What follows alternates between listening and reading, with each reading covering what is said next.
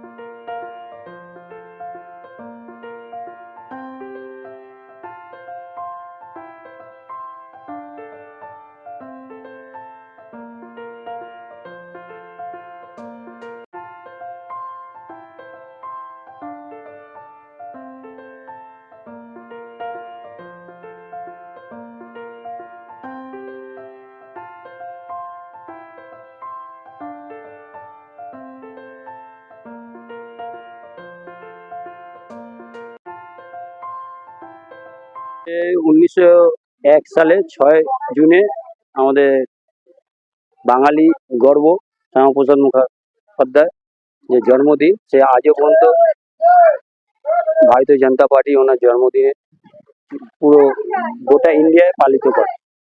এবং আগামী দিন যে তোমার শ্যামাপ্রসাদ মুখোপাধ্যায় যেভাবে আমাদের বাঙালিকে এই প্রতিষ্ঠা করেছিল, আমাদের ভারতবর্ষে হিন্দু রাষ্ট্র ঘোষিত করেছিল, যেভাবে উনি আমাদের ওনার মানে যত বলবো তত কম হবে। উনি যেভাবে আমাদের জন্য, দেশের জন্য যেভাবে আমাদের বাঙালিকে হিন্দু রাষ্ট্র করার জন্য অনেক লড়াই করেছে। আর প্রথম যদি আমাদের মন্ত্রী হয় তো উনি হয়েছিল সেই সময়।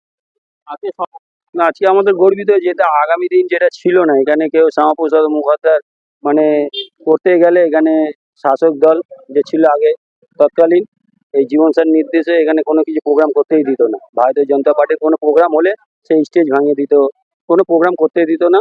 এখন আমরা শান্তিপূর্ণ সবকিছু করা হতে পারে, যেহেতু ভারতীয় জনতা পার্টি সরকারে এসেছে। সেটাই আছে, সেটাই তো হচ্ছে ৪ তারিখের পর দিয়ে সেটাই আছে।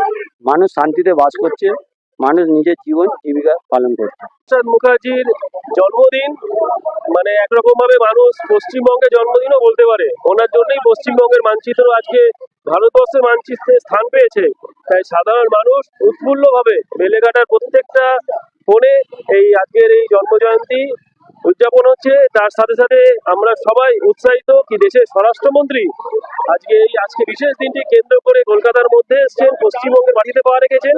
তাই সবাই আমরা অনেক উৎসাহিত আছি।